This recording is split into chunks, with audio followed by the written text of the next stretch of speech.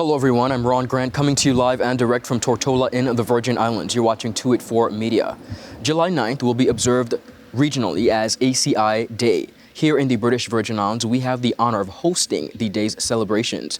Managing Director of the BVIAA Airports Authority, Mr. Kurt Milal, will speak on the significance of not only the BVI being a member, but of course, with us hosting in excess of almost 100 professionals from across the region. So my name is Kurt Milal. I'm the Managing Director of the BVIAA Airports Authority. So the Airports Council International Airport Day will be hosted by the BVIAA Airports Authority in the Virgin Islands on the 9th of July 2024. It will bring together upwards of 100 aviation and airport management professionals to discuss a relevant agenda, which would include air service development, operations management, general aviation, and the potential for increasing general aviation revenue in the BVI in particular and in the region as a whole. We will also discuss the importance of aviation and airports to the tourism industry and the economy by extension. By hosting the ACI Airport Day, we expect to bring exposure to these issues, especially given the context of being in the development of a business case for the expansion of our airport now. We expect that the professionals who come to the territory during that undertaking would be the same people that we would be engaged in moving forward. The expectation is also that we would expose our staff at all levels, directors, managers, staff, to the various components of airport management, operations management, and civil aviation management in general. We also want to expose the great work that is being done in the BVI relative to airports and aviation management.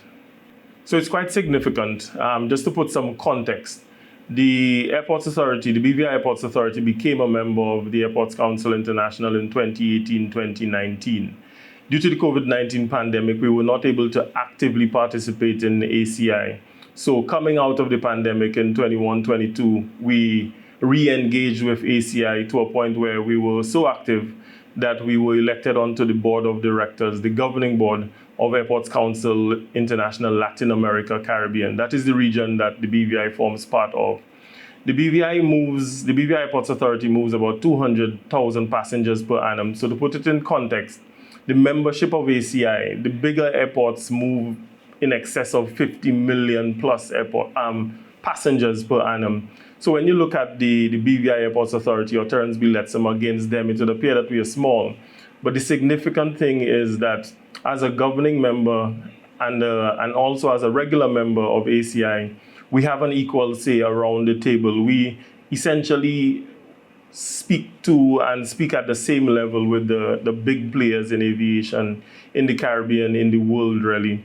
So us having the opportunity to host the ACI Airport Day is a major undertaking that we hope would redound to the benefit of not just the Airports Authority, but the BVI as a destination by extension. So the BVI Airports Authority was tasked in 2006 to manage the airports of the Virgin Islands. We have 3 airports, the main gateway being the Terence B. Lettsome International Airport.